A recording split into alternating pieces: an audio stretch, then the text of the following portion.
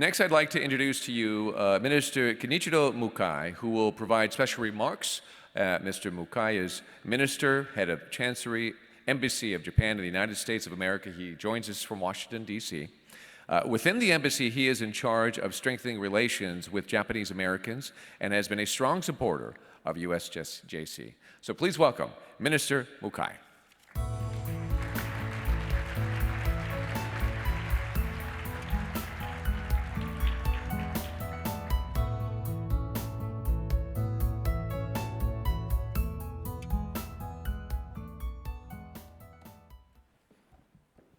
Thank you very much. Good morning, and thank you for inviting me to be part of this conference. And let me also thank all of you for coming. Your presence shows me the strength and goodwill of the Japan-US relationship. This May, Japan enters a new era of Reiwa, which means a beautiful harmony.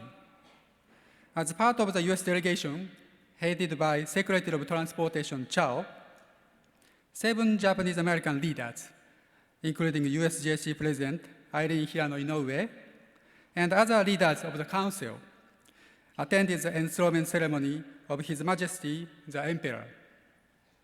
Ms. Irene Hirano Inoue said the inclusion of Nikkei reflected the mutual respect and close ties that have developed with Japan over the years, and that their Issei and Nisei parents and grandparents would never have imagined they would personally witness the enthronement of an emperor. Connection to Japan are also what I want to talk about this morning.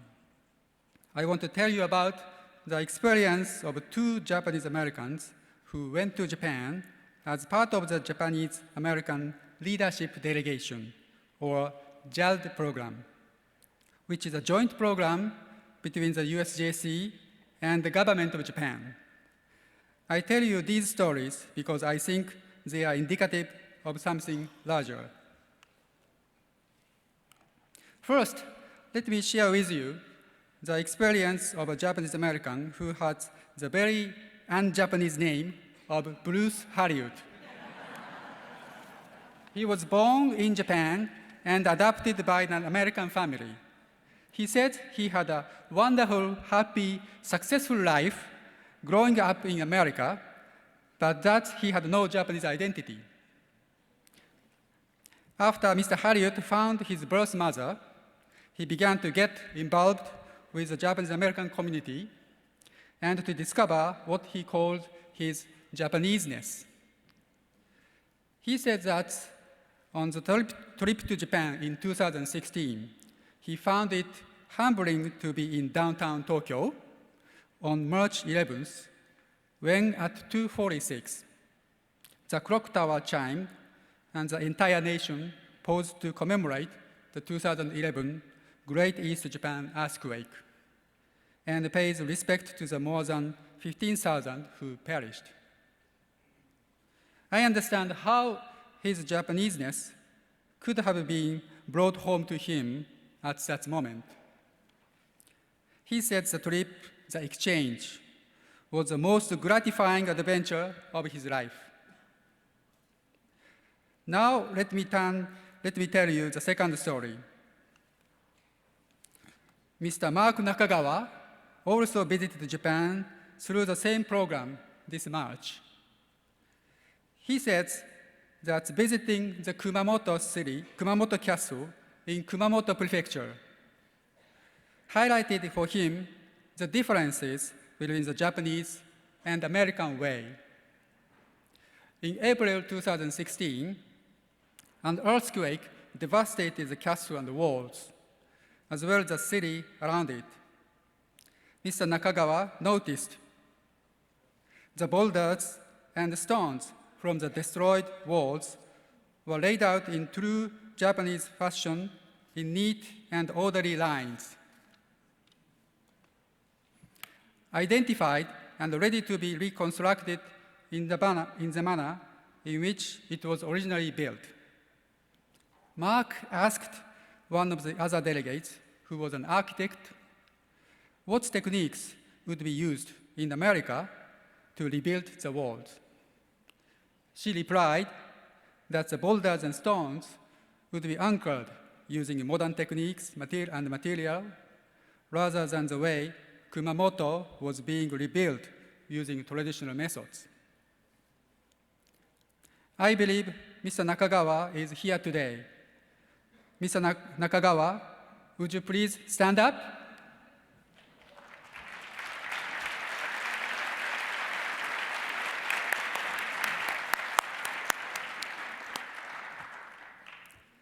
Both of our travelers said they were proud of the American and Japanese heritages, and both found it fulfilling to embrace their ties to Japan.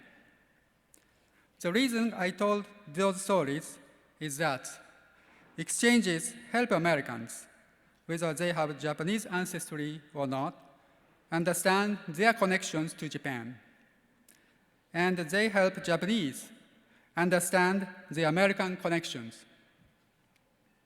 Because we share so much values, ideals, economic ties, an alliance, and outlook on the world.